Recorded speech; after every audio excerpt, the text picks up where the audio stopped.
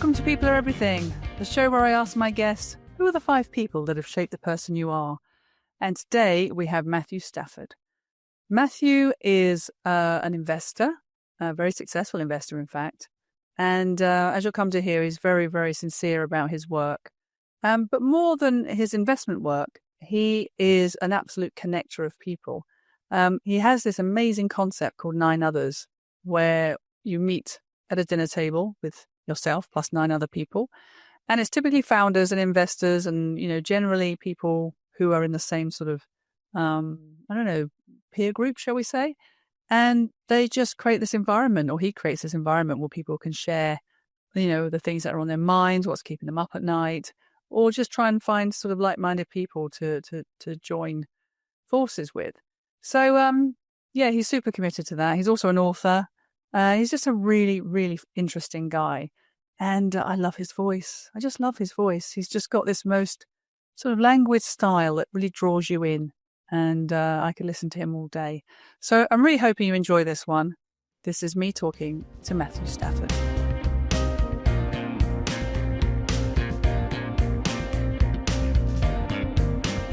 Hello, Matthew. Welcome to People Are Everything. How are you, folks? Good morning. I'm very well. Nice to see you. Good to see you too. And I am just admiring your backdrop. And I tell you why. 2 reasons. It is a theme of mine, which is I have book envy. I just look at people's books and I go, need more books. I've noticed a couple of titles that I actually have read. So I'm feeling in pretty safe ground with you. But I'm also loving the kind of, but there's my coffee cup. I don't care. It's just there. Like I live in, well, let's just say I wouldn't be allowed to do that, Matthew. In my world, someone would have an opinion. Okay. Well, this is I'm in the smallest bedroom in the house, okay, which I've turned into my office.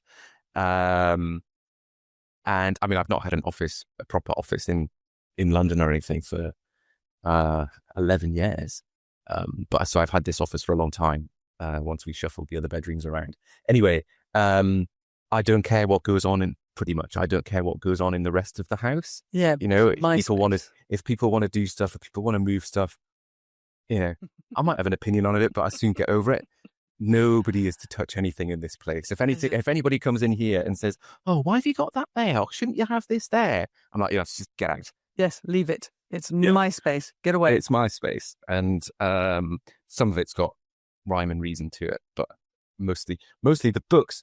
I always think of it as my library rather than my bookshelf, because in a library, of course, you've not read every book. I've not read every book. I've got piles where I'm yet to read them, or I've got bookmarks part way through.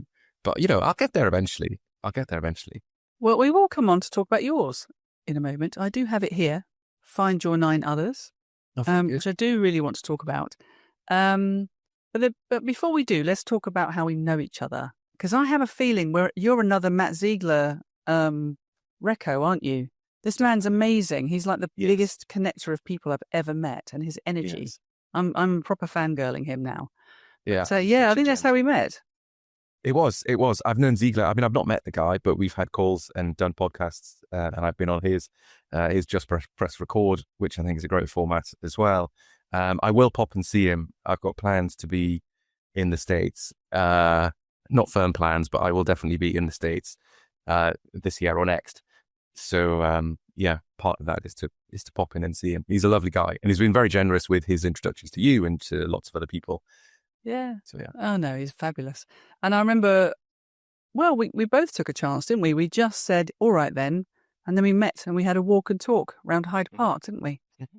Yeah. And thoroughly lovely time was spent. Nice and then day. And then it led to us chatting here. So it's funny how the world works, isn't it?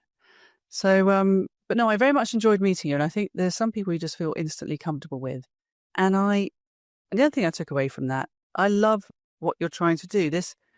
Your business, we'll have a go at summarizing you. I'm not the world's best at research. I think we've established this on this podcast.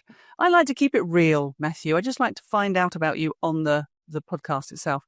But no, you did introduce me to 9 others, which is the concept of bringing 9 kind of entrepreneurs, founders, people who have, that very difficult and lonely task of starting something anew, and bringing them together in a sort of a dinner format. So I do want to get into that in a second. And also your wonderful book, which is all there to help entrepreneurs and startups from, just learning from your experience. And, some of the ideas in here are just so, I suppose, is just, fast tracking or getting people to think the right things and, therefore get there faster. I guess that's kind of what I've taken away from it. But why don't you just kind of firstly just give everybody an idea of who you are and what you're all about? And maybe we can just cover some of those points. Yeah, great. So yes, as you mentioned, I co-founded something called 9others, and that was back in 2011 with my co-founder, Katie. And I mean, it's very, very simple. So it's a dinner for 10 people. So it's yourself and 9 others. So we limit it, we keep it small. We loosely curate who's there. It's founders, entrepreneurs, people in startups. And the whole point, which is very simple and it's never changed, is that each person around the dinner table shares a challenge. They share what's keeping them up at night. And it's Chatham House rule. There's no hierarchy. So you don't get to hear the answer, but you share your challenge. And then as a group, we spend 10, 15 minutes trying to help each other out. And that might be swapping stories, asking further questions, introduction recommendations, book recommendations, have you thought of this? Have you thought of that? All these kind of suggestions on that challenge that the person shared. And yeah, all with the aim of just trying to help that person take a step forward, because, there's not one right answer for every situation, and what's right for one founder might not be right for the other founder. So what we try to do is have people just think, and the dinner is kind of like the kickoff to that. So if they think about it, think about the challenge, take on board the feedback, some of it will click, some of it won't, and then hopefully make a step forward. And that's the whole point of it. So we've done that at those meals with 9 others every month since 2011. And it's happened in dozens of cities all around the world as well. So it's a lovely, wonderful community. And I just love it. It's great. I mean, that last bit about it being in all these cities, because at first, when you first told me about it, I was thinking, oh, that's nice. Matthew's just getting around the table with 9 other people, whatever frequency. But then when I started looking into it, it's quite the movement. I mean, you have big gatherings in the summer, for example. It is multinational. And the format, I love it. Because I imagine the people that go to those things, it's not really just about the knowledge. It's about the network and also about the emotional and physical support of like-minded people who actually understand what you're trying to do. Because I do believe entrepreneurs are a special breed of human. They're not like everybody else. I'm not even going to put myself in. I've done a startup, just the one. But I know I'm not an entrepreneur. I know that because I've tried it. And it's a very special human that actually will, take something from nothing and build it, usually at personal risk, financially and otherwise. And what it takes to start a business, I don't think people really understand that. Most of us join in later. So, but entrepreneurs are very much a special breed, and you are as well. You're an entrepreneur as well. It's not it's not theoretical for you. You've actually started business yourself, and now you're an investor in businesses. So you've walked the walk. Yeah. Well, tell us a bit more then, because there is more to you, I know. Well, the longer story. So you're right. I was working for an investor when I started 9 others with Katie. So I'd found my way into the venture capital world, which I absolutely loved. And I was with that investor for 4 years. It was fantastic. Best job I've ever had. And it sort of gave me the freedom and the autonomy to go try a bunch of things, mostly connected with the day job, but then other stuff I'd just try on the side because I had this appetite just to have a go and to try things. And there was one thing I did earlier in 2011 that was the real catalyst to just kind of like, I could have an idea, I could give it a shot, and it worked, and it was brilliant. So yes, I've tried loads of things, but I was working with that investor when I started 9 others. And then after leaving that investor, I ran a co-working space for a year up in King's Cross, which was probably one of the most stressful things I've ever done. And yeah, 9 others is the thread that continues, that carries on for the last 14 years, and hopefully many more into the future. And lots of work comes from that. Lots of interesting projects come from that. And yeah, now I invest in some of the startups that I can get to know and try to evaluate and try to help out, and put some of my own money behind them, and then try to help some more. And it's great. Yeah, I just love it. Yeah. And I love the fact that you've got sort of almost like a portfolio life.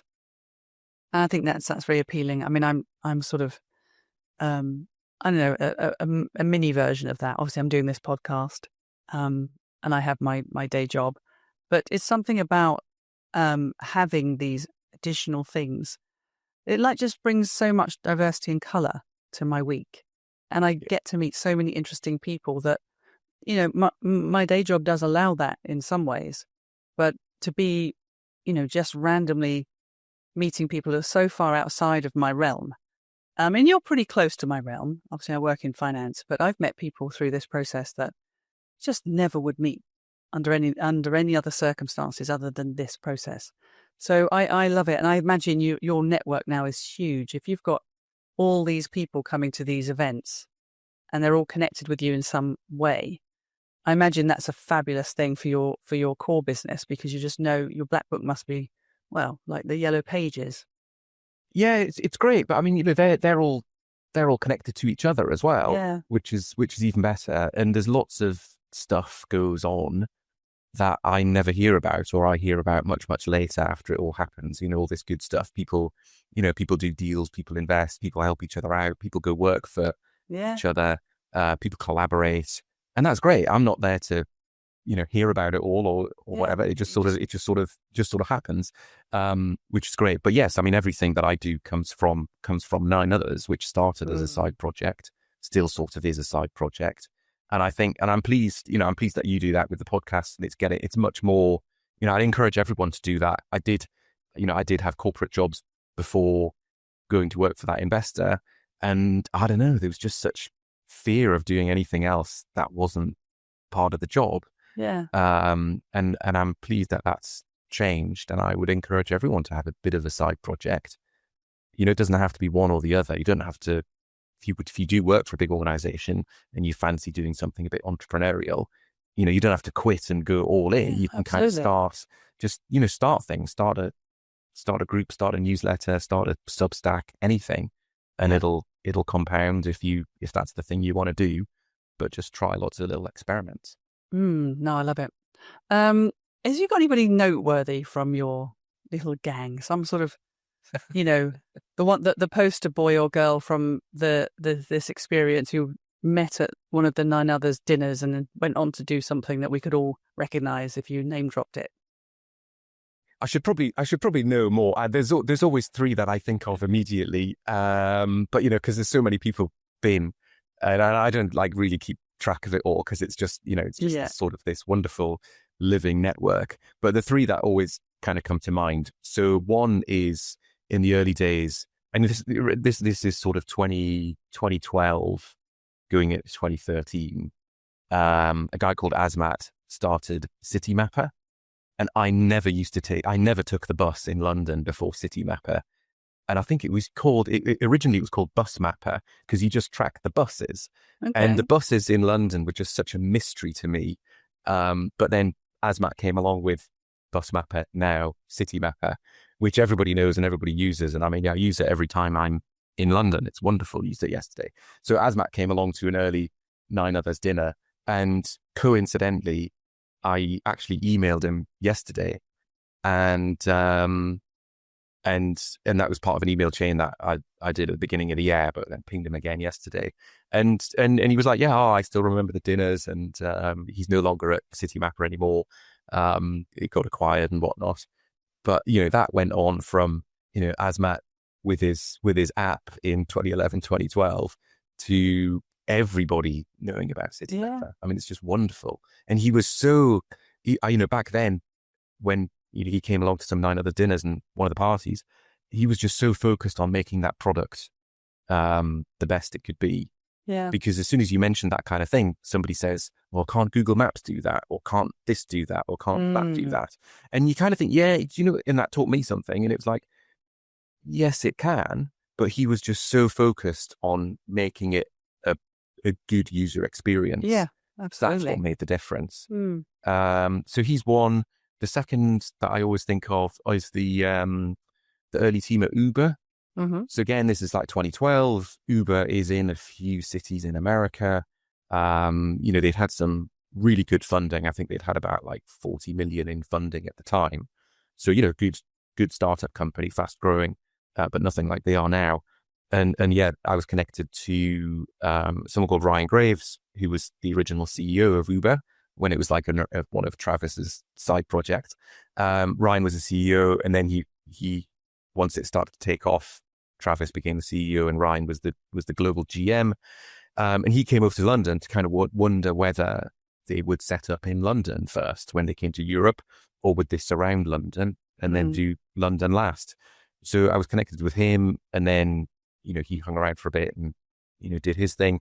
And then they decided, yeah, they were going to go for London. And then their launch team came over, a guy called Sam or someone called Deval, and they came to 9 others as well, because they knew they had to sort of connect with the tech scene and the early adopters back in the spring of 2012.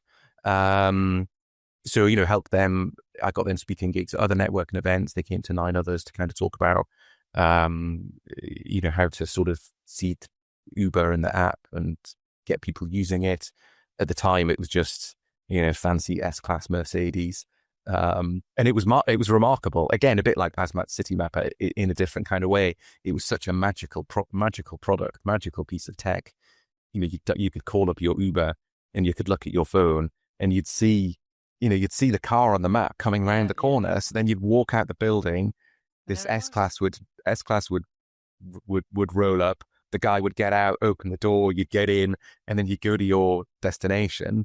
And then at the other end, you know, you'd roll up at the doorway of your destination in this nice S-Class.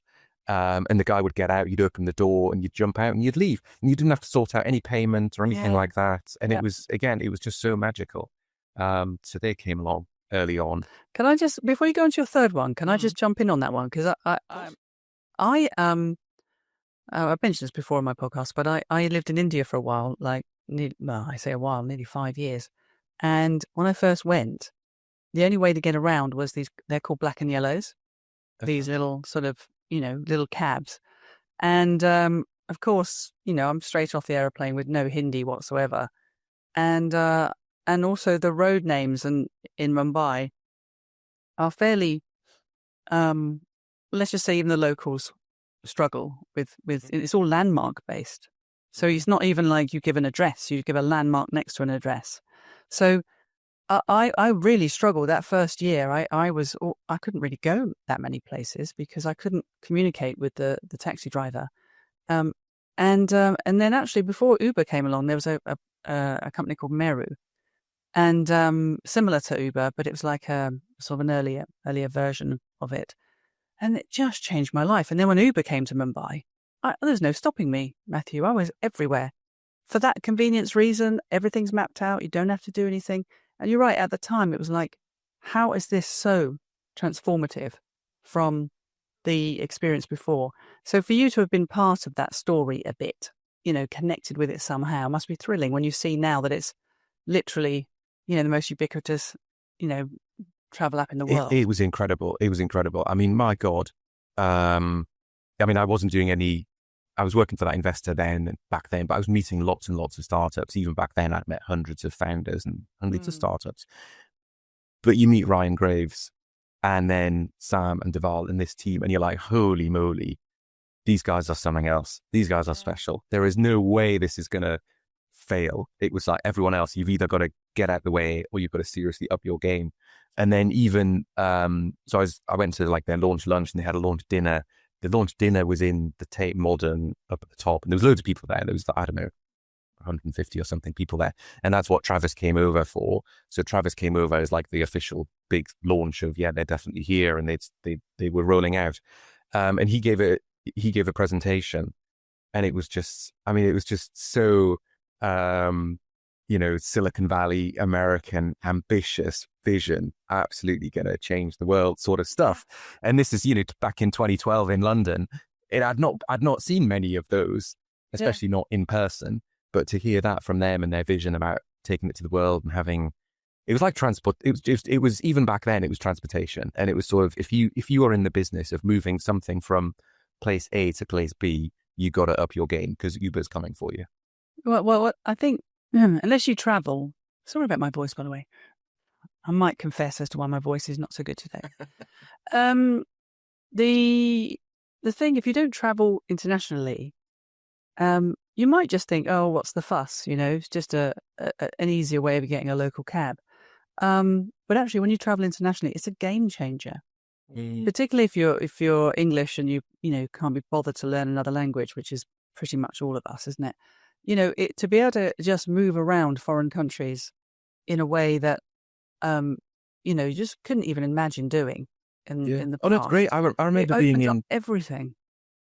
I mean, not quite India, but I remember being in Amsterdam in the early days of them going around Europe, and I was like, and I came out of my meeting and I was like, oh, crikey, right, I've got to figure out how I get back to the airport and sort this stuff.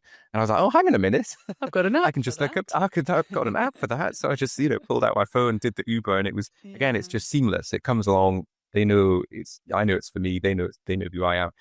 You jump in, it sorts out the payment, and it's just seamless. Yeah, super. Have we got time for the third one then, or should we go on? Well, the third one, I thought you were going to mention it when you were talking about your India travels, but I'm wearing a What 3 Words t-shirt. Oh, yes. The other one that's reasonably well known and came to 9 others in the early days. So What 3 Words is an addressing company. It's a global addressing standard. So if you are in the middle of nowhere and you don't know where you are or don't know where you're going, you don't need to say, third tree on the left. Yeah. You can describe, they split the world up into trillions of 3 meter by 3 meter squares. Incredible. And each 3 meter square has 3 ordinary words that describe it. And it's in 60 odd languages. And it's like the maddest invention that at the time, you could imagine them storyboarding that and going, what we're going to do is this. And everyone going, what? And then... Well, this is the beauty of it. Things never work by committee. The best things never work by committee. Yeah. So I'm doing it. That's what it is. Yeah. Yeah. I mean, we used it. I hope so. Yeah. So Chris Sheldrick, I was introduced to him the week they launched What 3 Words in 2013.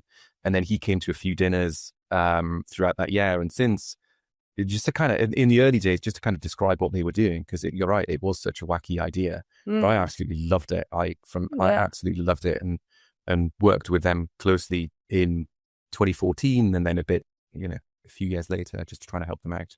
But again, it's everything from convenience through to life-saving.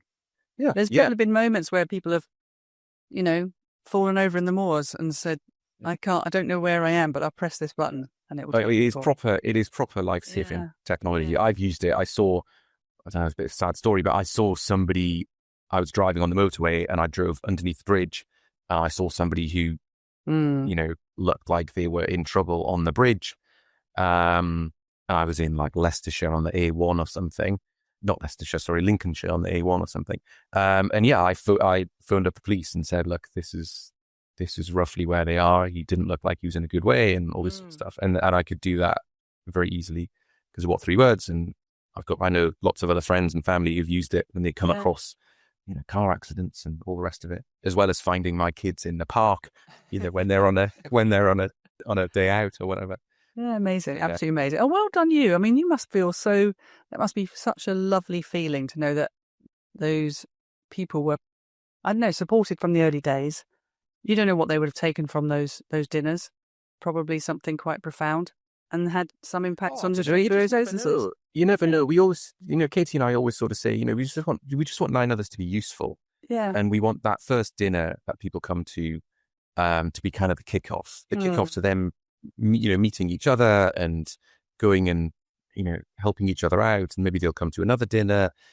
Sometimes years goes by before people come to another dinner, or, some people who've been to dinners in the early days, they might just come to the parties now because we do a summer party and a winter party. And yeah, it's just to be useful and make the most of it that they want to. Well, talking being useful, was that the reason you wrote this? Was this just to kind of get everything down from your head into a kind of a manual? Or, so tell me a bit about what motivated you to write this in the first place. Well, we'd had a Google document called The Book since about 2012, because we, and again, the 9 Others dinners, Chatham House rule, it's all confidential. People share some pretty chunky challenges sometimes. But, we had these stories and we had the Uber thing and the what 3 words thing and all this sort of stuff. So we'd had a Google Doc kind of just throwing in little anecdotes and things that we wanted to remember for many years. And then we got to having done 9 Others for 10 years in 2020, at the end of 2021. So early 22, where, we're sort of thinking, oh, come on, there must be a way that we can get some of these stories out there, again, to be useful, to try and help the community and anyone else beyond that. So yeah, over the course of most of 2022 into 23, we started shaping what would become the book. Yeah. And we had a bit of help, and we just sat on calls weekend after weekend after weekend, trying to think of these stories. And, writing to people like Chris of What 3 Words and others, to give us little anecdotes as to maybe how it was helpful or what they learned or what their journey was. So in the book, you've got, instead of 10 chapters, you've got 10 questions that founders and startups should ask themselves. And then in amongst that, towards the end of each chapter, is a couple of anecdotes, from the dinner table, from people who've been there. Some that people will know, some that won't. But it's, again, 9 Others, like I say, it's no hierarchy. It's not about getting famous people there so you can learn from them. It's about just being completely on the level and trying to help each other out. Yeah, it's a great format. I love it. I just kind of dipped into it, to be honest, because as I said, I'm not an entrepreneur. I think so to me, it was more sort of fascinating to know that there's different questions that need to be asked if you're on that sort of early start journey. So anyways, find your 9 Others. It's available on Amazon, isn't it? So anybody listening and watching, check it out. It's really, really fascinating. So listen, talking of fascinating, I'm always fascinated how people come to choose their 5. So how did you find it? Was it an easy process? Was it torturous? Tell me more. I found it quite hard in the beginning because, and I'll tell you why, we mentioned Matt Ziegler early on. He knocked it out of the park. He did, didn't he? We ruined it for everybody else, frankly. Sorry, Matt. I mean, what a guy. So I listened to his episode when it came out. So you and I met, we walked around Hyde Park. That was all great. And then you released Matt's episode. I listened to that while I was out running around the countryside, and I had to stop like several, half a dozen times to make a note or to message Matt just to say how great it was. So after hearing that, I was like under real pressure and had to accept that I likely would not top that at all. And I told him, right? So I told Matt, and I think we had a call, or if it was over messaging, we had a call, and I was like, my God, that was incredible. And again, it's something called the Solomon paradox, which comes up at 9 Others quite a lot, which is that it's easier to solve someone else's problems than it is your own. Yeah. So there was me wrangling with my problem of how to choose people and how to do it. And Matt had done it so well. But he was like, hang on a minute, haven't you got it really easy? Just imagine who you'd want to host a dinner with. Oh, and I was like, oh, why didn't I think of that? So once I'd latched onto that and had Matt's suggestion of, I host dinners, I do 9 Others. Yeah. But, Julia's restricting me to 5 Sorry about people. Have a think of 5 people that you might want to go to dinner with. And then once that had been unlocked in my mind, it was a little easier. Well, that's your podcast format right there. Yeah. 9 people for dinner. Okay. So I'm intrigued now then. So should we just get into it then? You can tell me who's number 1. Sure. So what I've gone for is 5 people that I, if I could, would love to host a dinner with. Mm-hmm. And once I latched onto that, I thought, okay, it'd be quite interesting if, I somehow latched on having one from each decade of the last Okay. few decades Nice. that I've happened to live through. And, who was influential, or who made me think, or who inspired me, or who's helped me on my journey to where I am now from each decade. So I've got someone from the 80s, the 90s, the 2000s, the 2010s, and the 2020s. Oh, and you're giving away your age there as well, Matthew. Well, a little bit. I mean, I did live in the 70s a bit, but I can't remember much of it. So Yeah. yeah. Oh, brilliant. I love that format. Okay, let's go then. Who's number one? So for number one, the first one is Margaret Thatcher from the 80s. And again, I was very young and she was coming on the scene, and then she won some landslide elections. And I remember that being very, I don't know, not necessarily for her politics, but for what I suppose what her politics changed in the country. So I remember stories of my parents in the 70s. Things weren't great. So my parents were farmers. My family have been in farming for generations, which I guess is, entrepreneurial, but you didn't really think about it at the time. But they're running businesses. So we were in a family running businesses, and in the 70s and the late 70s, it was not good because things weren't working and tax rates were sky high. My parents were paying like top rate of tax, which just felt mad. And then Mrs. Thatcher comes in, and it's all about enterprise. And as I was quite young, but growing up and starting to understand these things, it was about enterprise. It was about business. The nationalized industry started to be privatized. So I was figuring out what that meant. And I distinctly remember my father telling me about buying shares. So he bought some shares in various companies. I think one was, the two I can remember, was, I'm sure he bought some in P&O Ferries, and I'm sure he bought some WH Smith shares.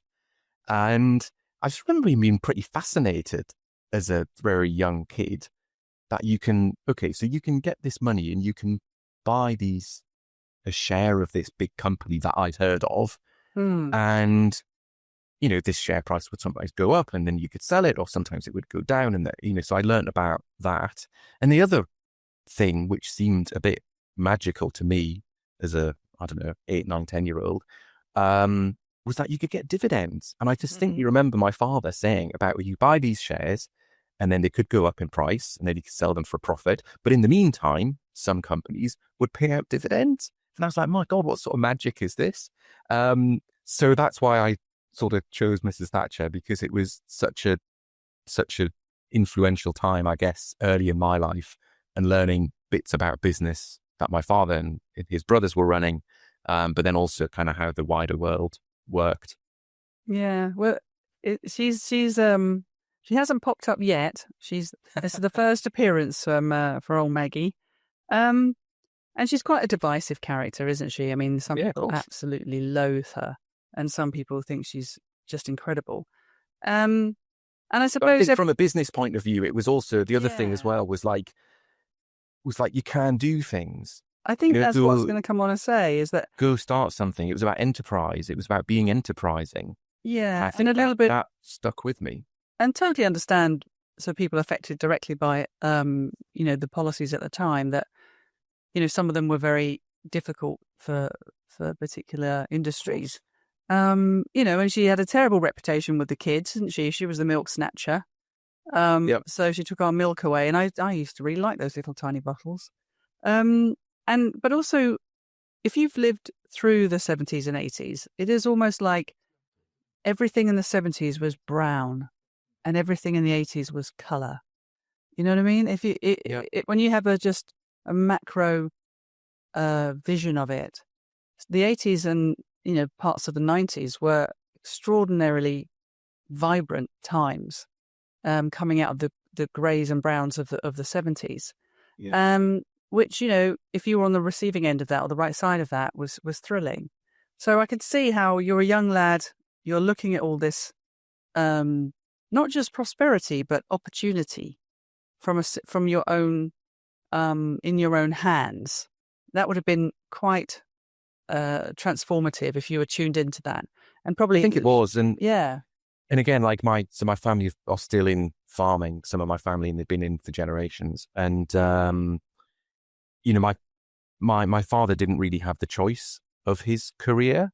Yeah, So inherited it. his father was like, you know, it's not much choice. You're going to farm this farm. That's like tough. Yeah. So there was never. So thankfully, my parents were a bit more open-minded than that, and they were always encouraging us to sort of, you know, keep options open, have a look at the world out there. You know, we're not going to make you become a farmer, thankfully. Yeah. So again, I think that was maybe the beginnings of, like you said, seeing this more colourful, enterprising, opportunistic world out there. And it wasn't all closed off, and I didn't have to go to agricultural college and, you know, shovel shit. There we go. Well done, Maggie. Yeah. Matthew's happy with you. I'm probably going to get on the most part. Yeah, I'm going to get some complaints from others, but there we are. That's politics. Brilliant. Okay, I like that. That's a great opener, Matthew. Go for number 2 then, please. So number 2 kind of follows this, I guess, as well. And, you know, you're talking about colour and colourful characters. For number 2, for the 90s, I think the guy that inspired me, and maybe there'll be less controversy, is Branson. You know, that's when Richard Branson really took off. And, you know, he was someone who was doing the enterprising thing, starting lots of business with his Virgin companies. And, you know, I remember Virgin Cola, Virgin record stores, the Virgin written across the balloon that he was doing, the transatlantic races that he did on the boat, which then, you know, capsized and sunk off the, you know, in the Irish Sea or off Ireland, that he turned into a publicity stunt. You know, obviously Virgin Airlines and all the rest of it. And I think he was very much the poster child for entrepreneurship and enterprise in the 90s. And the two sort of entrepreneurial things that I did in the 90s. So while I was still at school, my parents got us Sky TV, which, you know, lots of people have now, but back then it was like get a satellite dish. It was just when it came out, and we had Sky TV. Nobody else in the school had it. So what I would do is I would videotape episodes of The Simpsons and other shows, and then I would rent them out to my friends. So I would earn a bit extra money like that. So I was thinking I was a mini Branson in the mid 90s. And then later on in the 90s, I started a t-shirt company. So I would embroider logos onto t-shirts, and I would sell them to, you know, pubs and clubs and stuff for their customers and staff and whatnot. And yeah, I just remember reading a lot about Branson and his adventures. And he was like I say, the poster child for having a go at this sort of stuff. Oh, and like you say, a person and a brand we've all grown up with if you're of a similar age. Yeah. I don't know, there's something, he's almost an unreal character, isn't he? He's almost like the James Bond of the entrepreneur world, you know, the things he does and continues to do. And I suppose, I really hope he ends his whole career with the, you know, not falling foul of the trappings and the negative trappings of his success. And that he leaves a legacy of us just going, wow, you know, what a great guy. I mean, he just seems to continue to stay very true to his values, to his principles. And, you know, he's one of the good guys. And as an entrepreneur, I don't know, it doesn't feel like he's made mistakes, but not moral ones. He's made financial ones. He's made, you know, maybe a risk too many here and there. And he definitely took a lot of risks with his own life. But in terms of morality, he's one of the sort of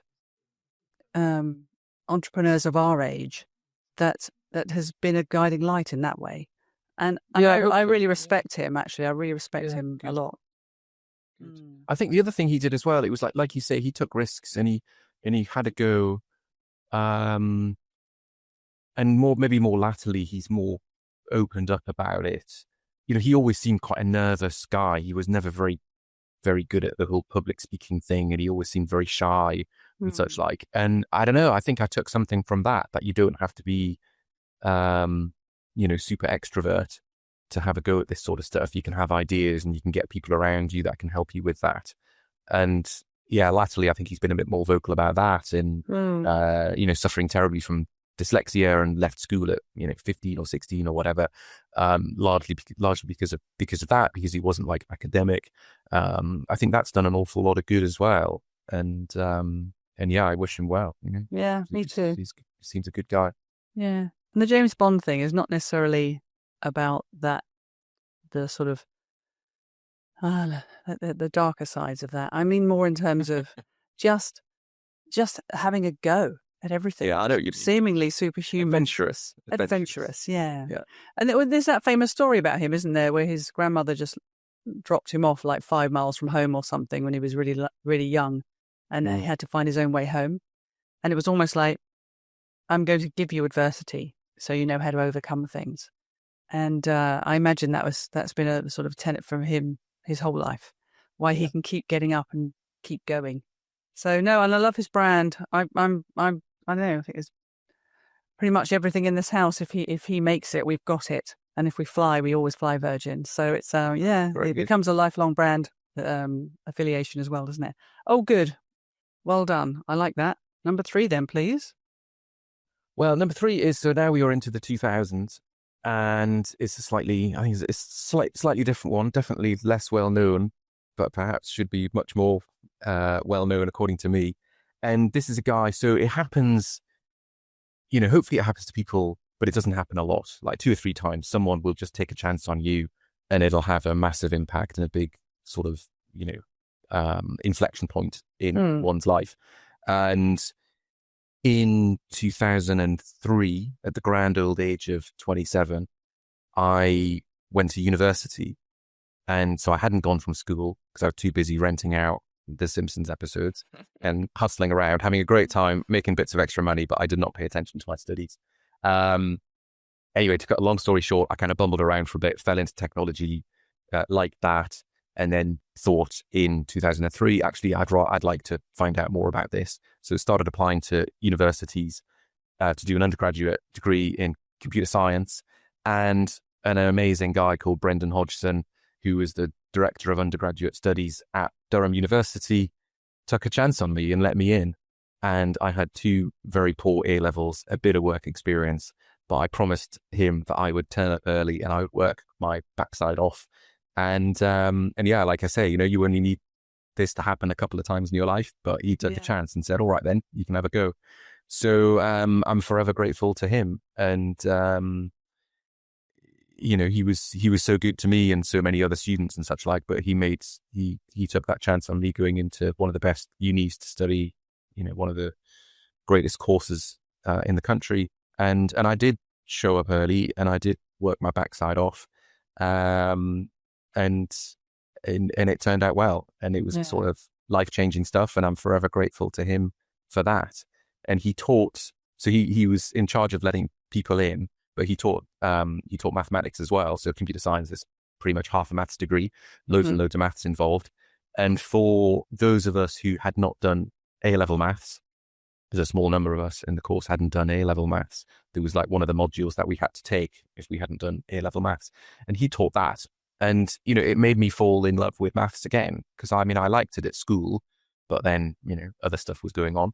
And yeah, it just made me enjoy mathematics and think of it in a different way, in more of a, people think there's an equation or there's a sum and you either get it right or wrong and that's it. But maths is far more creative than that. And I remember him again and again in the classes, he would just say, think, students, think. And it was that. So you're presented with some sort of mathematical puzzle, and he would just encourage us just to try and think differently and think independently and think creatively about how to solve that. It's not about one correct answer. It's about thinking things through, thinking it creatively. And he was fantastic for that. While we were studying, and he was just really encouraging. He always remembered a lot about me and my background and family and all the rest of it. And one of those teachers that just remembers everybody and inspires many people. So he was great. And he nominated me for a prize in the first year, which I then won. And again, it was just such a massive confidence boost coming from, I was 27. I was there with all the 18-year-olds who had straight A's at A level, thinking that this was all pretty easy.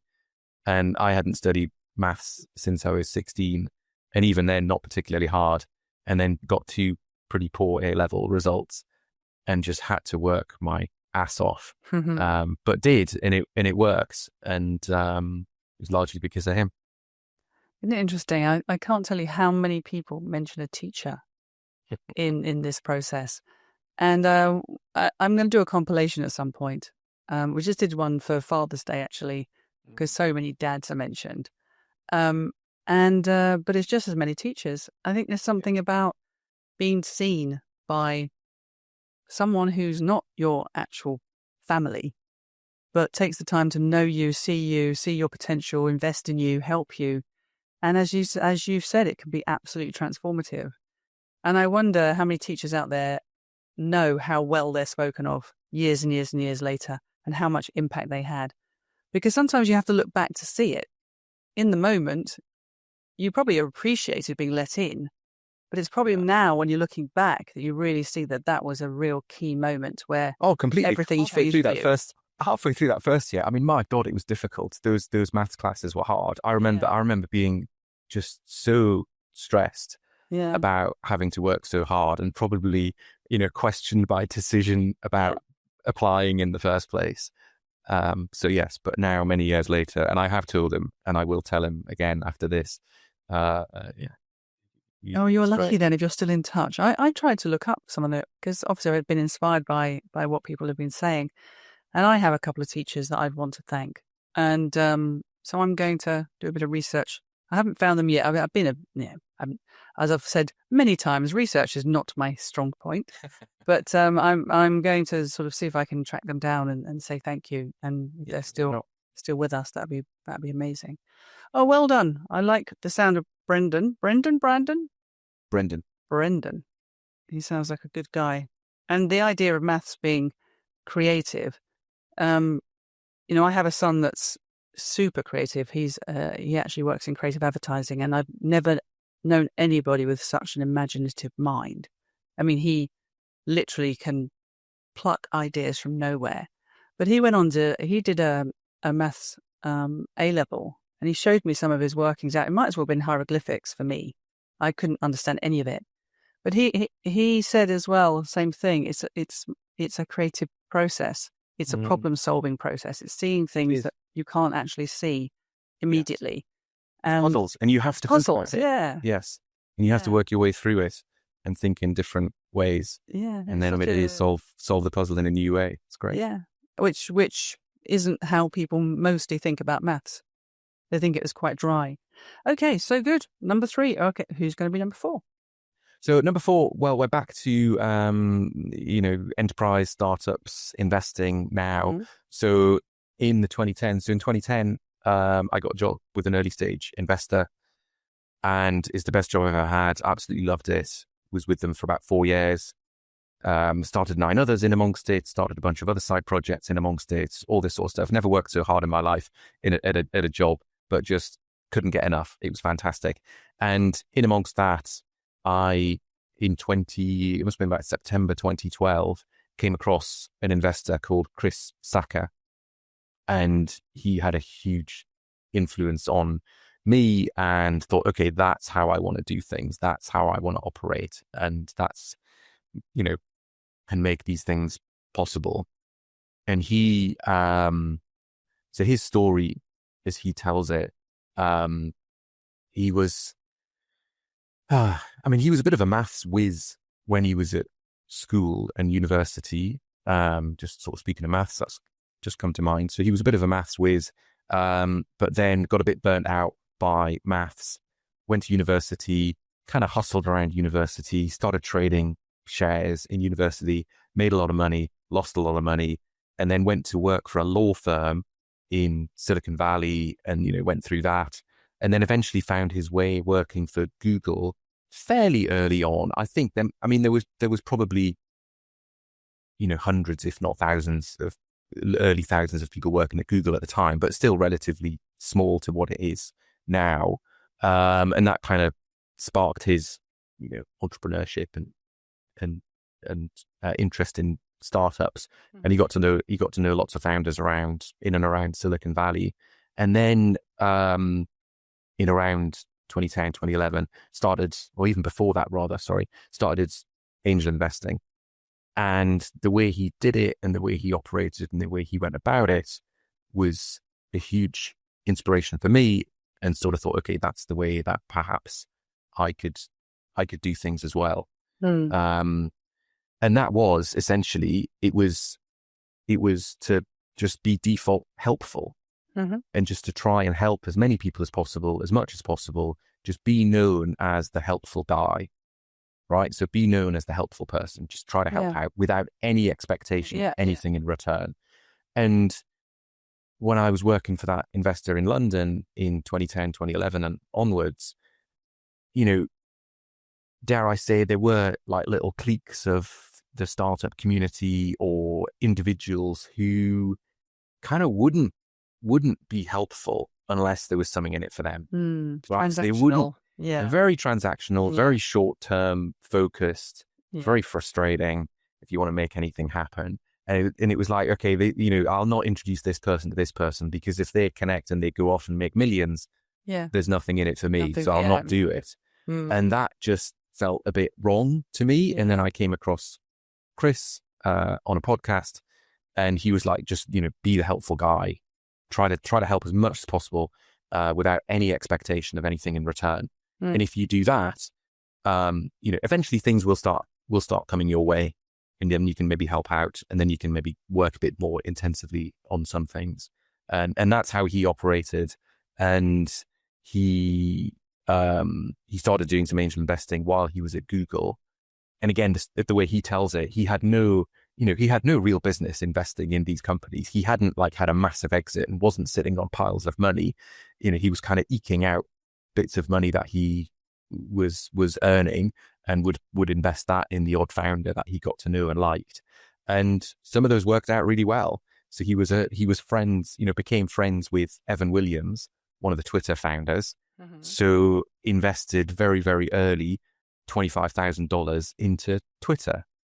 And he became friends with Travis Kalanick, so was an early investor into Uber, and also Kevin Systrom of Instagram, and all these kind of things. And I was like, oh my God, this is remarkable. But he got that from being just doing the right thing, doing the right thing, being helpful, try to connect, try to help. And then when he did invest, again, he was like, okay, so he wasn't sitting on piles of money at that time with a massive fund.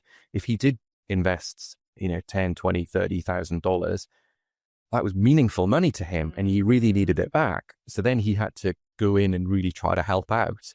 So he invested in that seed round of Twitter, 25K, and said to himself, he's got no real business doing that, but he was able to get that investment. And then he had to really make it work. So he became a super user of Twitter. He'd turn up at the offices. He'd try to help out. He'd try to cut deals. He'd try to, make introductions and all that kind of stuff, just to try to be helpful. And that was hugely, hugely inspiring. And I wonder, obviously that was a game changer for you in terms of approach. And I wonder, was it did it just change everything in that moment, or did it kind of come over time that you saw that his way was the way you liked? And how, again, the second part of that question is, and how much do you recognize of that in the way you currently invest? Are you still very much of that mindset? So was it in the moment? I think it was, actually. Light bulb went on. You said, this is who I want to be. I think it did. And it was so one of the chapters in the book, to plug that again, is, is something like, how do I trust my gut? Or what do I do with my gut instinct? And I think throughout 2011 and going into 2012, I was part of this entrepreneur startup ecosystem in London, running lots of events, going to lots of events, trying to kind of stir the pot and make good things happen in London. And then 2011, we started 9 others, and that ran into 2012 when it really started moving, and it was like, we want to get these people together. We want to help them out. We want them to help each other. And then, this podcast with Chris came out in September 2012 after I'd been running 9 others for, 9-10 months. So I think I had that gut feeling that I think this is the right thing to do, but it does sometimes, at least for me anyway, take a while for that to really be articulated or to click in my mind. Yeah. And then listening to Chris and the way he did things, I was like, that's why I do it. That's why it works. That's kind of sort of. And, for all we like to be, we want to be independent and think for ourselves and do things for ourselves. There's nothing like a bit of validation from someone you admire. Completely. And I think, again, once or twice, it's just really, really clicked. So I do think it was in that moment. Yeah. It was like, okay, click. There we are. That's why we do it. And you've continued in that vein ever since. I've continued in that vein ever since. Yeah. I mean, I've invested in 24 startup companies now. Again, I've not had a massive exit, so I'm not sitting on, I've had exits, but I'm not sitting on piles of money. So when I do invest, I really have to make that money work because I really want it, lots more back in the future. So there's still that kind of mindset. All my investment opportunities come from the relationships that I build mostly at 9 others. So I get to know people for a long time before I make any investments. And then, after making that investment, the last thing I want to do is get in the way. But if I can be helpful, then, I'll really try and help. And a lot of that comes from the things I've been through or the things that people around the 9 others dinner table have been through, or the connections I can make because of that. So after I've invested, I've had, my portfolio companies have had several full pages in the FT. I've been able to introduce tens of millions in follow-on funding, and all the rest of it. And that a lot of it, I like to think, is how Chris operated when he was getting going in his early years. I hope he listens to this podcast and hears all these nice things you're saying about him and how impactful he's been on your life. I'll send it to him. Like as I do with people with 9 others and such. Like, I do sort of write to people and try to connect with people. Again, not that I expect them to reply or anything, but I do ping people, and if they do, that's great. Talking of writing, just to thank them. Yeah, but I just want to bring this up as well because I forgot to mention this. We are cut from a similar cloth in this way. I have a handwritten letter here from you. I'm going to show it to the screen. And, that's how I communicate. I love writing handwritten notes to people because it's so personal. And I was thrilled when you sent me this little note after our meeting, and I have it here. I was like, somebody also writes things. It's a nice thing. I like to look, and again, this applies to business and portfolio companies and all the rest of it. I like to think of the extremes of one end or the other of the spectrum. And at one extreme, I do handwritten letters, and I think there's something magical about that, about writing in ink, putting a stamp on it, sticking it in the post box. I never know whether these things arrive. You only know whether they arrive. Yeah, exactly. And you don't know whether someone reads it or takes a notice or anything, unless they respond to it even. Yeah, exactly. Unless they follow up afterwards or they write a reply or whatever. So I think there's something magical about the very, very, offline, analog, old way of doing things. And I guess that goes to sitting down and having dinner with people as well. But then at the other end of the spectrum, I'm a heavy user of AI for many things. Yeah. And I just like to think of the extremes of the spectrum. Yeah, me too. In some ways. Yeah, I've got a 1950s typewriter, but I've also got a Mac, and I'm super into tech and tech enabling things. Yeah. So I know. Well, all right, let's go for number 5 then, please. Okay, so number 5 is we're into the 2020s now. Which is a bit of a cheat because I met this guy in 2017, 2018, but he's become more and more influential in the 20s, and it kind of follows on from letter writing because this guy inspired more of that. I was already doing it, but again, this was a bit more of actually I should do this even more. And this person's called Chris Sacca. This person's called Guy Spier. And he wrote a book in 2013, 14 called The Education of a Value Investor. So a value investor is, a Warren Buffett type, public stocks, who thinks very deeply about them, holds a small number in the portfolio, and probably sits on them for a long, long time. And I read his book in 2013, 14, whenever it came out. And then in his book, he talks a lot about his life and how that's gone. And he says that he writes a lot of thank you letters, and it was a game changer for him. And again, just something remarkable about putting pen to paper and writing to someone and saying thank you. And it completely changed his life. And as I said, I was already doing a little bit of this, but again, it was a sort of another call to action to keep doing it. And it's a good thing to do and to do more. And so that was very much inspired by Guy. And he's an investor as well. And I've learned an awful lot from him as a value investor, but also the value investing community, which he's a very key part of. And he runs a conference called Value X, which is held in Switzerland every February. And I've been to that a couple of times, and we'll be going again next year. And it's just fantastic. And it's just like doing, it's just like, thinking a bit differently. And I don't go to venture capital conferences, but I go to a value investor conference. And I quite like what I've learned from the value investing community and how I can apply some of that to venture capital investing. It's very, very different. Value investing is public stocks. It's like Apple, Berkshire Hathaway, Amex, all that kind of stuff. And venture capital is, what three words when they've got an idea and not a lot else. Very risky. Most of them fail. You lose a lot of money. Value investors, their rule number one is not to lose money. Startup investing is definitely you will lose money, but you might hit the jackpot on some of them. But I've just learned an awful lot from that community, and it all stems from Guy having written his book and then doing the letter writing, and that's how I got in touch with him. And then we met in about 2018 and met a few times since. And then I've gone to his Value X conference a couple of times, and we'll be going again. And that kind of opened up this value investing community. And there's some incredible people that I've met there since, including Matt Ziegler, which we keep mentioning. He's sort of a thread on that sort of path.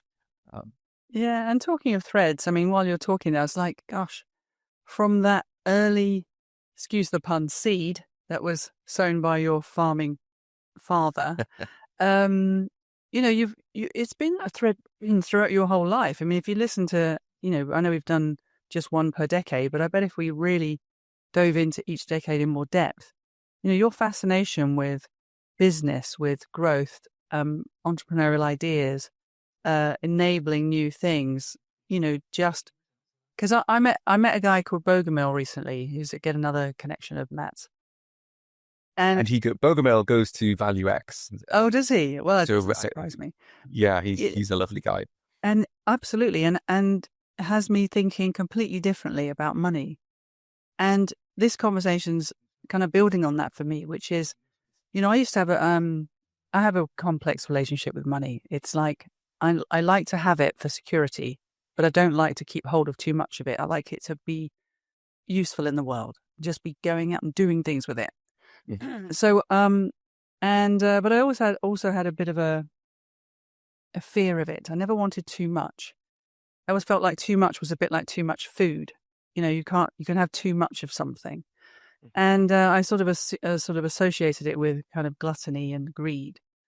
And when I spoke to Bogomil, he put such a different spin on it for me. He said, no, money is such a human experience thing. It's a thing that enables the creation of things. It can be the most wonderful contributor to the world if it's put to good use and you use it wisely. Yeah. And it's completely changed my my whole aspect. Now I probably left it a bit too late now, Matthew, to do anything dramatic between now and Not at all. Really, come on, we'll talk offline. Come on. Yeah. But you know what I mean? I now feel more purposeful about it. I just go, oh, I get it now. Because especially if you're a creative person, and I put myself in that category, if I ever had an amount of money that I could do like serious work with, you know, I one of my dear friends jokingly said, you know, you would be one of the, if anyone should be a billionaire, it's you, because you would put it to such good use. And that was the biggest compliment. Yeah, I think this is anyone could pay me. People do have a weird, complex relationship with money. You know, it skews lots of things. But another friend of mine says that something along the lines of, you know, if you're able to, and if you're you know, if you're capable, you should be obligated to make a lot of money. It's your obligation to make a lot of money. To do good stuff with it. Because you can do such good stuff with it.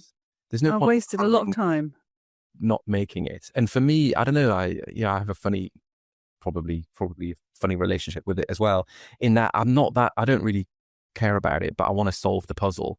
Yeah. I kind of feel obliged that I've got to make a lot of money and I want to make a lot of impact. And, you know, the companies that I invest in, I want them to grow huge and do good things. And that will, you know, and starting with 9 others and compounding that goodwill and those relationships, and then coming from that, invest some money in some companies and that will grow. I want to solve that puzzle. That's kind of like the creative puzzle that I want to solve. But yeah, the result is, I hope, lots and lots of money, because it'll do lots and lots of good. Yeah. No, I feel like I've wasted many years because I've enabled many people. You know, I've enabled many very successful people. And good thing. Yeah, but I remember thinking that the money part was not for me. Like, right. I never really talked about it, never really cut myself into anything. Just, I was there just to be useful and be, like, go back to your point about being helpful and useful. Now, I have no complaints. It's not that. I'm not getting my little violin out and saying that's not fair. I actually loved it. I loved all the ventures I've been on and all the ventures I've helped support. But somewhere in that mix, I forgot to ask, going back to your point about what's in it for me, I never asked that question because to me, it wasn't particularly noble. It didn't feel like the right thing to say. But now I'm thinking, if I could go back in time, I would have cut myself in, not because I needed more money for me, but I would have had more money to do more of it. I could have gone on and done more ventures and had more impact. And at the end of the day, I promise you, it makes it sound like I'm sitting there thinking, well, how can I make some money? It's more about how can I make some impact. And I think my relationship with money has held me back a bit. I think like I haven't really put the two things together. And I think it would have been a lot more powerful. So no, I'm listening more. I listen to you guys. You know, your conversation today, Bogomils. Matt didn't really get too deeply into it, but we did have some conversation about it. And I met a guy called Adam Broodley as well. You know, the guy that was the 9/11 survivor. Oh no, sorry, I don't. Adam Broodley. Well, he's in Matt's network. Go back and listen to that one. It's okay. It's in season 2. I will. And you know, again, he's in the finance world, and of course, I'm surrounded by finance people. I work in a private equity house. You'd think money would be front of mind for me, but because I'm post investment value creation, I'm just there to try and help the portfolio be more efficient, profitable, etc., etc. Again, I'm not thinking about the exit. It's more, how can I help in this moment? So listen, I probably won't change. I probably will continue as I am, just being an enabler. It keeps me happy, and I get to do lots of other things. But I have radically changed my relationship with money since talking to you guys. I see it now as something. I said to Bogomil, I think maybe this was a stretch, Matthew, but I said, oh, so it's a human thing. So it's a bit like food or love. You know, it's something that we all should try and have, as long as we use it in the best way. Yeah. So that's kind of where I'm at with it now. Maybe I pushed it a bit too far with the love thing, but anyway, listen, it's been fascinating to hear your 5. There's definitely threads there. We've already covered some of those. From a personal point of view, when you're looking back over these 5, is there one or two specific ways of being that you absolutely recognize in yourself as you've carried forward as a mindset or a behavior set or a value set, anything like that? Is there anything you can pick out specifically? Well, I think less so with Thatcher and Branson because I was younger and don't know them. I think, but it definitely came in with Brendan. With Brendan, it was just that independent thinking and a confidence boost. Yeah, you know, because he gave me that chance at university, and I did do well, and I did win a bunch of prizes, and I did have a brain, and I've got a piece of paper over there showing that I do have that. And then with Sacca, it sort of gave me it sort of clicked that actually, do you know what, this sort of being default helpful is the right thing to do. Yeah. And there's 2 guaranteed results of that, which have happened to me and will happen again. One is that you're going to miss out on stuff. So I make all these connections, try to help out over a long time. You're going to miss out. People are going to go off and make millions, and I'll get nothing from it, and I'll never hear about it. So you have to 100% accept that at the beginning, and I do, and I love it. I think it's wonderful. And then the other downside is that eventually, if you're kind of default helpful and try to help out here and there, eventually someone's going to take advantage of that in a bad way. Yeah, and that's happened as well. Yeah, in a big way. But I don't want that to stop me, and I wouldn't want that to stop anyone else being default helpful. Yeah. And I think that bit clicked when I met Guy Spier, because he talks about Goodwill compounding. The value investors are all about compounding wealth. From Bogomil and such like. Yeah. But Guy was the first one when we sat down, and he asked a little bit about 9 others, and he said, those relationships, that goodwill, that would really compound. Yeah. And as you know, the compounding curve looks like it's doing nothing for a long time until it suddenly does something. And he was the one that sort of said, I bet nothing happened for years. Yeah. And I was like, yeah, do you know what? You're right. It was like, he said, how long until sort of something good popped back in your life? And it was like 5-6 years. And he completely got it. So that was a call to sort of, keep going. It does compound. And he I don't know whether he gets it from Buffett or if it's his, so apologies, Guy, but he talks about being long-term greedy, which is a bit of a weird phrase. And it's like, it is about this compounding of goodwill. You're doing it to be default helpful. You're doing it to be nice. You're doing it to be useful. But it's a very, very long-term thing. And it would be a bit of a weird world if I did 9 others and I tried to help out and I invested in some companies and tried to connect them and help this out. It would be a bit weird if in, another 10, 20, whatever years, that nothing came back. Nothing happened. So Guy's phrase about being long-term greedy is sometimes a bit uncomfortable, but it's a bit like what we were talking about with money and Bogomil. It's like, look, there's an obligation to make a lot of money, I think. And if you can do that in the long term, it'll do an awful lot of good. And that's the puzzle to solve, and there's nothing to fear. Yeah, I can relate to that. I'm definitely long-term greedy on the goodwill. And it's actually, you're right, it starts to pop up in the strangest of places and times. But I don't know about you, as I get older, these are my treasures. The people that I'm meeting, the people that I've got true connection with, these are my treasures. And yes, you're right. When I've always had this experience whenever I need something, or want to be connected with someone, or I don't know, even financially sometimes, it always just seems to be there for me.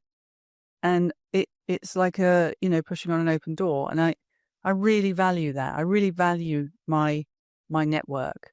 And my network has... Oh, because you've been helpful. It's like the bank account. If you're default helpful, you're helping. You're adding to that bank account. And you're building that network, and you're building those relationships. And you're building that trust and that goodwill a long time before you'll ever need it to take anything out of that bank account.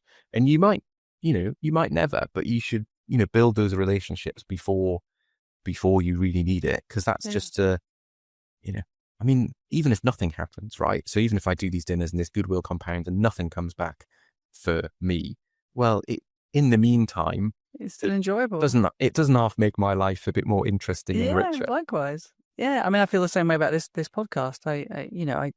It takes some amount of time for me to do this, but it's so pleasurable. I really, really enjoy it. So I think that's right. You've got to enjoy what you do without that expectation always of a payback. Yeah. And that's how I've always been. And I'm just saying that it is starting to pay me back anyway. It wasn't expected, but it's starting to pay me back. I love that then. Good. I like both of those impacts on you. So the next question is, how to pay it forward. So you've had all these wonderful influencers, shall we say, people who've directly influenced you, invested in you, people who have, through certain decades, shaped how you think. And, given we're all going to live to 103 now, Matthew, that's the stated number I've been giving. And you're probably about halfway. What are we going to do with the second half with all of this knowledge and wisdom and goodwill and all the lovely things that you've had from everyone else? Oh, goodness me. I think for me, sort of intellectual and creatively, it's about solving that puzzle. If work-wise, it's solving that puzzle of, can I find and evaluate, invest in, and then help some, world-changing founders. And almost 2 years ago, I had the opportunity to have a big rethink of, what life's about. And that sort of made me think much, much longer term. So in amongst that, a couple of years ago, it was like, okay, I've got to think about like what the next 2 decades look like. Rather than, I've always thought I was a long-term thinker, but let's think about what the next 2 decades look like rather than what does the next year or two look like. So I had the opportunity to think long and hard about that, which... Do you mean opportunity from a point of view something bad happened or something good happened? Yeah, bad. My son was really ill. Oh. And was in hospital for a long time. He was in Great Ormond Street for a bit. And it was, once we were through the worst, he was really, really seriously ill. And once we were through the worst of it, it was like, you kind of think about life and such, like when something bad like that happens. Yeah. And you don't want to put things off, and you want to, take advantage and time has a whole new meaning, as they say. It does have a whole new meaning. It has a whole new meaning. So there's all that. So it was like, for me, work-wise and such like, it was like, okay, let's think a bit longer term rather than thinking, 1 year to the next. Let's think about what sort of impacts I could have in a couple of decades. And then it almost, and then as we've talked about these few things clicking with Brendan, with Chris Sacca, with Guy, in particular, we'll see how things turn out. But if I'm doing those sorts of things that those people inspired, it sort of becomes a bit inevitable if you extend the timeline. You keep doing these things. It's a bit weird if it doesn't work. Yeah. So that's kind of how I've thought about it from then. And then also, like I say, I've got two young kids. So it's about how can I help them? How can I teach them? How can I generation and all sort of show them that a bit like at 9 Others, right? No one's got the answer. So I'm not going to sit here thinking, right, kid, you should do this, you should do that. This is what's going to happen in the world. I've got no idea. However, what I hopefully can do is try to help them think creatively and think independently and, take the right course of action for them. I like the sound of all of that. And I think you're right. Patience, time, keep doing the right thing, have the right value set. It's either end of the spectrum. Again, it's either end of the spectrum. I'm so impatient and I'm so blooming ambitious. But I also know that, good things might take 30 years. And I'm okay with that as well. Yeah, but it's the early part of what you just said, that impatience is what drives you to an outcome anyway. You can't just sit around and wait for time to pass and the good things will come to those that wait. Good things come to those who wait, who've been doing stuff in the meantime to make that happen. You know what I mean? Typical overnight success. Yeah. You got to put the work in. So, I didn't know that about your son. I'm sorry to hear that. And is he all right now? Is he? That's all right. Yeah, he's fine now. Yeah, it's good. Well, we'll go back to Gosh next month, but yeah, he's fine. Okay, all right. He's fine. So, final question then: who should I speak to next, and why? And maybe it can't be someone that Matt Ziegler knows. There's break the chain. Sorry, Matt. Yeah, tough, Matt. You don't get to meet everybody in the world. You have to do that yourself, which I'm sure you will. Who should you meet next? Oh goodness. There's so many interesting people that I've met through 9 Others, obviously. Someone you can actually connect me with, who might have a story that's kind of, I don't know, something a little bit outside of the box. I don't know. Maybe we can follow up. You don't have to. I won't put you on the spot here if you haven't thought of anyone. You can follow up with me after. But the idea of this is that I keep talking to people who I wouldn't normally get to meet. That's the kind of purpose of it. Well, do you know the person that I didn't know this was the final question, so apologies for not having anyone prepared. But I think I listened to somebody, because I like to think of people who are a bit, unknown, but maybe should become more known, right? And I think your podcast and interviewing and their format really, really lends itself to interesting people and being more known. And I listened to somebody on a podcast a few weeks ago who I hadn't heard before, someone I've known for 12, 13 years or something, who started a business.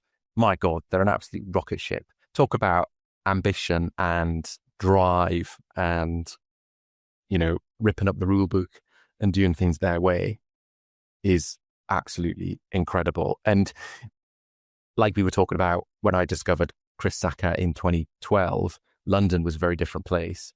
And Silicon Valley, we needed a bit of that, or I needed a bit of that energy and a bit of that drive and a bit of that ambition. And it's been fantastic. I think someone else who has that in London, who I think you'd have a good conversation with, is someone called Carrie Osman. And I listened to her on a podcast, like I say, a couple of weeks ago or so. And I hadn't really heard her talk about how she thinks about her business and where it's going, what drives her and how she runs it.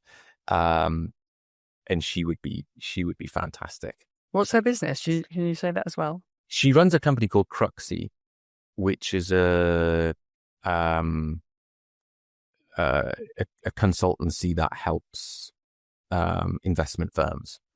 Okay. Well, listen, this is just like super ambitious and super, hardworking, absolutely always on it. And sometimes, look, there's no one right approach, but sometimes on LinkedIn, people are complaining about the hustle culture, and it's all like, we should all just like go meditate for half the day or something.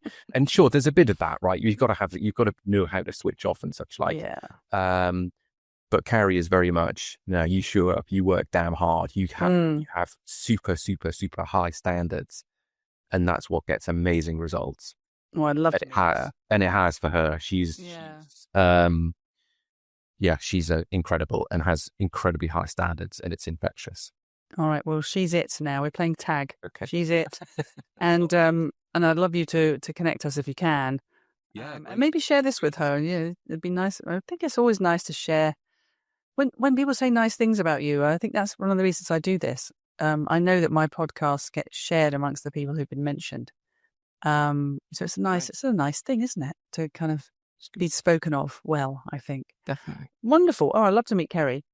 Listen, well, Matthew, it's been such a joy today. I knew it would be. I want you to use this last couple of minutes to kind of, I'm going to promote your book again, but is there anything else you'd like to say? So I'm going to just start with that. Find your 9 Others, available on Amazon. If you're an aspiring investor or startup person, entrepreneur, it's a wonderful book. I'm going to advocate for handwritten letters again. I think this is our only bit of legacy once all the digital drives have died. The one thing you're going to always have is a handwritten letter in your attic. And just generally, I'm a big fan of the way you operate. I think actually it's a very sort of feels like a noble pursuit, a thoughtful pursuit. And the fact that you are balancing something that's just got a life of its own. And as you say, you don't even know what impact you've had, right through to taking a personal chance on 23, 24 investments of your own and really putting the work in. It says much about the person you are. So I think, good for you. I'm glad we had this conversation. I got to know a bit more about you. It's been a pleasure. Yeah, it's great. Thank you. Yeah, it's nice to have this time with you.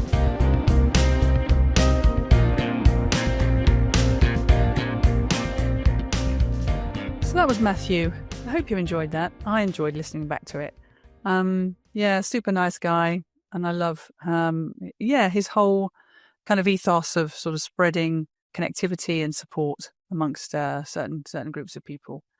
Anywho, so next week we have Bogomil Baranowski, which is just the world's best name, isn't it? Bogomil Baranowski.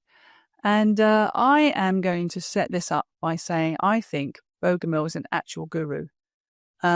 He seems to be the person that comes up a lot in my day job, in my world, certainly amongst some of the guests here at on People Are Everything. He's very, very highly respected. He's an award-winning guy. He's got numerous books, and he's just got this incredible delivery style, the way he expresses himself and the way he tells his stories. I found him absolutely captivating to talk to. So he's up next week. In the meantime, if you've liked this episode, please like, subscribe, maybe leave a comment or two. Maybe come back to me and say, hey, Julia, I'd like to be on your show, or I know someone who I'd really love to know about and know who their 5 would be. So whatever it may be, just, please get in touch with me. I really enjoy hearing from you. And as I say, next week we have Bogomil, and I can't wait to share that. So until then, have a great week ahead, and I'll see you then. Bye-bye now.